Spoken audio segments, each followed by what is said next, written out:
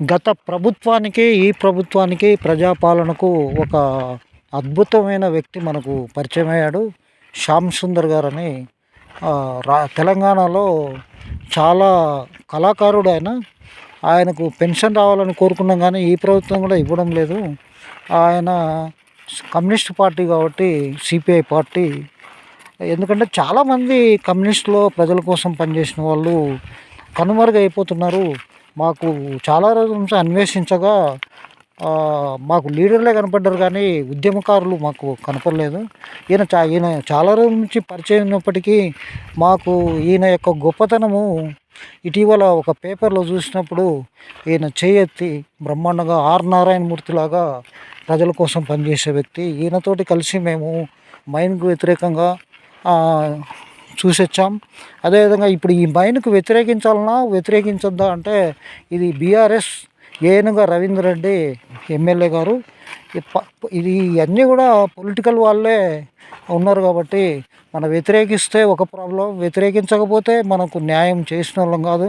ప్రజల పక్షాన్ని నిలబడాల్సినటువంటి ఎన్జిఓ మిత్రులు, అదేవిధంగా విలేకరులు, అలాంటి మంచి అభిప్రాయం గల వ్యక్తికి 2 మాటలు రూపంలో కమ్యూనిస్ట్ పార్టీ ఖమ్మంలో 100 సంవత్సరాల సందర్భంగా అన్న 2 ముక్కలు చెప్తారు. చెప్పు దాని గురించి. మనకు కమ్యూనిస్ట్ పార్టీ ఖమ్మంలో జరిగే మీటింగ్ గురించి చెప్పు, ఉపన్యాసం చెప్పన్నా. 2 ముక్కలు చెప్పు. ఇలా 100 సంవత్సరాల కమ్యూనిస్ట్ పార్టీ 100 సంవత్సరాల నుంచి తెలంగాణ పేదలకు పెన్నిదిగా ఉన్న ఎర్ర జెండా సభ విజయవంతం కావాలని చెప్పేసి ఒక తెలంగాణ కమ్యూనిస్టుగా, ఒక తెలంగాణ ఉద్యమకారుడిగా కోరుకుంటున్నా. అదేవిధంగా అభిమానులు ఈరోజు కమ్యూనిస్ట్ పార్టీలో ఎర్ర జెండా మోసేవాళ్ళు 10 మంది అయితే ఎర్ర జెండాను చూసి నిలబడే వాళ్ళు 100 మంది ఉన్నారు, లక్షల మంది ఉన్నారు, అభిమానులు ఉన్నారు. ఇలా కాకపోతే కమ్యూనిజంకి నాయకత్వ లోపాలు ఉన్నాయో కానీ కమ్యూనిజం ఎప్పటికీ ఎవరీ గ్రీన్, దానికి చావు లేదు.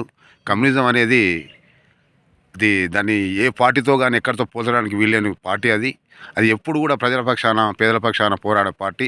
ఆ పార్టీలో నేను కూడా కమ్యూనిస్టుగానే పుట్టాను, కమ్యూనిస్టుగానే పోతాను. కానీ ఇవాళ పార్టీ నాయకత్వాల మీద విశ్వాసం లేక ఇవాళ నేను ఎర్ర జెండా నా భుజాన మీద లేదు కానీ నా గుండెలో మాత్రం ఎర్ర జెండానే ఉంది. అదేవిధంగా పేద ప్రజలకు మీరు ఇచ్చే సందేశం ఏంది? 100 సంవత్సరాల్లో సిపిఐ పార్టీ తరఫున పేద ప్రజల కోసం మీరు పోరాటాలు చేశారు. ఇప్పుడు న్యూ జనరేషన్కి ఏం చెప్తారు? న్యూ జనరేషన్కి అలా ఏంటంటే కొంతమంది కుహాన మేధావులు కమ్యూనిజానికి తుప్పుపట్టిన సాహిత్యం అంటున్నారు. కానీ తుప్పు కాదు అది. ఎప్పుడైనా కమ్యూనిజం అనేదే నిజం, నిజం అనేదే కమ్యూనిజం. ఓకే, థ్యాంక్ యూ అన్నగారు.